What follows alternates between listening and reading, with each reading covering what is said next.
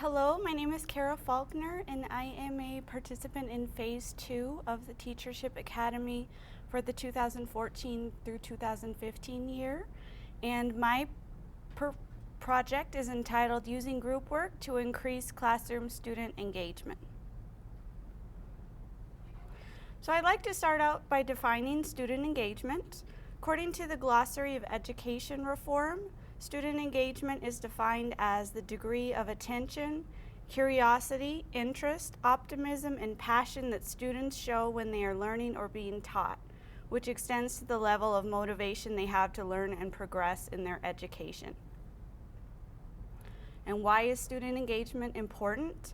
Well, if, as the previous definition stated, student engagement relates to a student's motivation to succeed, then it is important to increase engagement within the classroom in order to foster student success. So this is why I chose student engagement as the topic for my project. And the problem that I was examining is that in my English 1302 classes, I found that few students participate in literature discussions, resulting in low student engagement within the classroom. And so I thought that one reason perhaps that this might be happening is because students may be unsure as to whether or not their ideas are valid regarding the literary pieces that we have read. And so I wanted to come up with a way to make students more confident in their ideas and thus more likely to share them with the class. I did some research to try to find out how to help increase student engagement, and I found that one way to improve student engagement within the classroom is through the use of collaborative learning. And this term, collaborative learning, refers to any instructional method in which students work together in small groups toward a common goal. And I found that a meta-analysis of active learning studies found that collaborative learning has a positive effect on academic achievement, student attitudes, and student retention. So the proposed solution that I came up with, inspired by this study on collaborative learning, I designed an action research project which would place students in groups as a means of increasing student engagement. So what I did, I used two of my English 1302 sections in the fall 2014 semester as control classes, and then I selected two English 1302 sections in the spring 2015 semester to serve as experimental classes. And what I did with these experimental classes, I placed the students into small groups of 3 to 4 people. I did this on the first day of class, and they kept these permanent groups throughout the semester. And each day they would meet in these groups during class at the completion of the lecture to discuss an instructor-assigned question regarding that day's reading. So the difference between my control and my experimental class discussions, both classes had class discussions daily regarding the assigned reading.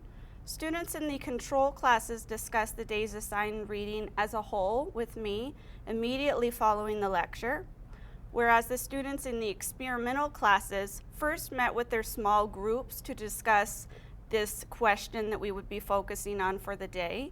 And then we would reconvene as a class after about 15 to 20 minutes of this small group work. We would reconvene as a class as a whole to discuss the day's reading.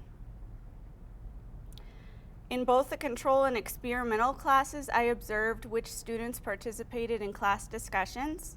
And at the end of the semester, I looked at a roster for each class, and I counted the number of students that I recalled had regularly participated in classroom discussions. And so what I mean by regularly is those students who responded on a frequent basis. So not those who maybe participated once or twice, but those who participated often. And it is my hypothesis that the students in the experimental groups will participate in classroom discussions more, thus increasing their engagement in the course. So the results for my classes that I did not use the small groups, my control classes, you'll see in the chart on your left for my control class number 1, I had 11 students enrolled.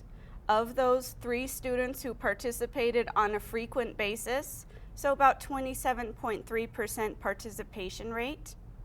For my control class 2, the chart on your right, I had 17 students enrolled, and of those, 6 students who regularly participated, or about 35.3% participation rate. For my experimental classes, so those students who met in group works daily, my experimental class 1 had 11 students enrolled. Of those, 5 who regularly participated, for a participation rate of 45.5%. In my experimental class 2, the chart on your right, I had 12 students enrolled, and of those, 6 students who regularly participated. So participation rate in that class of 50%. So in conclusion, I found an increase in classroom participation within the experimental classes versus the control classes. So just to recap, in my control classes, the participation rates were 27.3% and 35.3%, whereas in my experimental classes, 45.5% and 50%. So it is my conclusion that the use of small groups within the classroom has had a positive effect on student engagement. I do want to acknowledge some limitations. I did have relatively small population sizes, 11 and 17 students enrolled in my control classes, 11 and 12 students enrolled in my experimental classes. I had a fairly imprecise measurement of class participation.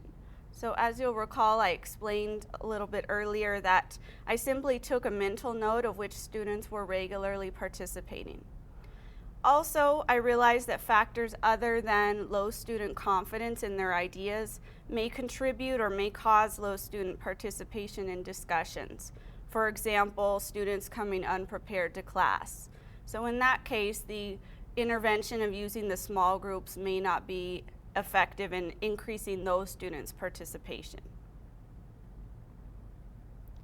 So in the future, I recommend that this experiment be repeated in consecutive semesters to determine whether this method is consistently effective at increasing student engagement. I would like to find a more precise way of measuring student participation. I'm considering things such as using clickers within the classroom, or perhaps even using cell phones, having students log onto the internet and use their phones to answer, and that way I would be able to get a more precise record of which students are participating and how often.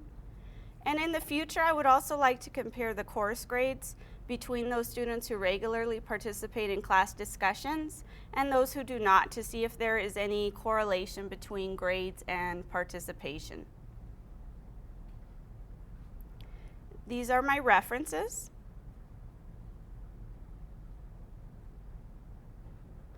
And I would like to thank my Teachership Academy Phase 2 mentor, Mr. Oscar Baeza, for his help and feedback with my action research project. I would also like to thank the Teachership Academy and everyone involved with it for helping me to further myself as an instructor. And lastly, I would like to thank El Paso Community College for sponsoring the Teachership Academy and making all of this possible by allowing me the opportunity to participate.